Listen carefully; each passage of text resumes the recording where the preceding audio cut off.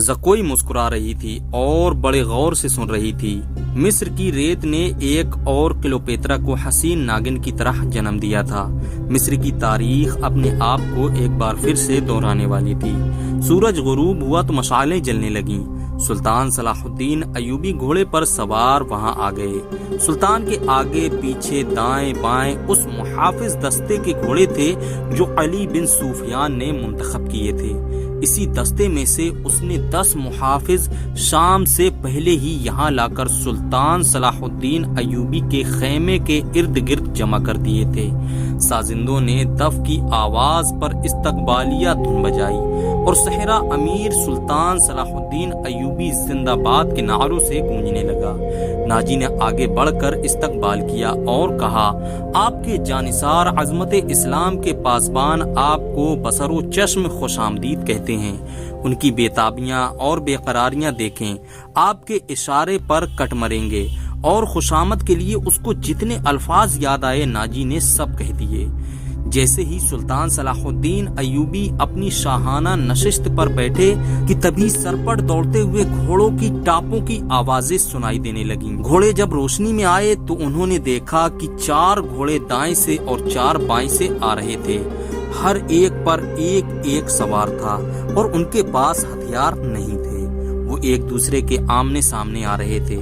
साफ जाहिर था कि वो टकरा जाएंगे। किसी को मालूम नहीं था कि वो क्या करेंगे। वो एक दूसरे के करीब आए तो सवार रकाबों में पांव जमाए खड़े हुए। फिर उन्होंने लगामें एक हाथ में थाम ली और दूसरे बाजू फैला दिए।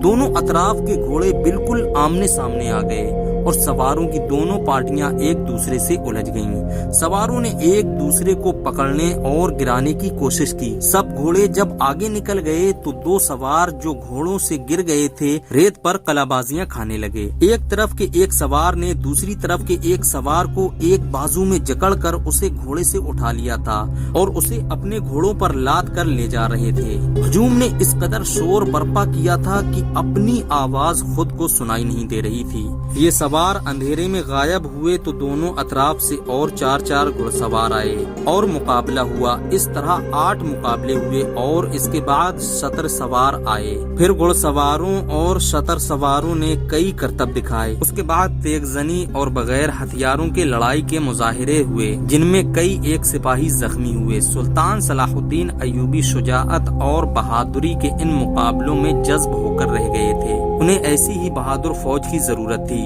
सुल्तान सलाहुद्दीन अयूबी ने अली बिन सुफियान के कान में कहा, अगर इस फौज में इस्लामी जज्बा भी हो तो मैं इसी फौज से सलेबियों को घुटने पर बिठा सकता हूँ। अली बिन सुफियान ने वही मशवरा दिया जो उसने पहले दिया था। अगर नाजी से कमान ली जाए तो जज्बा भी पैदा किया जा सकता है। अली बिन सुफियान ने कहा, मगर सुल्तान सलाहुद्दीन अयूबी नाजी जैसे सालार को सबकदोश नहीं करना चाहते थे, बल्कि सुधार कर राह हक पर चलाना चाहते थे। वो इस जश्न में अपनी आंखों यही देखने आए थे कि ये फौज इखलाकी के लिहाज से कैसी है। उनको नाजी की इस बात से ही मायूसी हुई थी कि नाजी के कमांडर और सिपाही शराब पीना चाहते हैं और नाच गाना भी होगा। सुल्तान सलाहुद्दीन अयूबी ने इस दरख्वास्त की मंजूरी सिर्फ इस वजह से दी थी कि वो देखना चाहते थे कि ये फौज किस हद तक ऐशो इशरत में डूबी हुई है।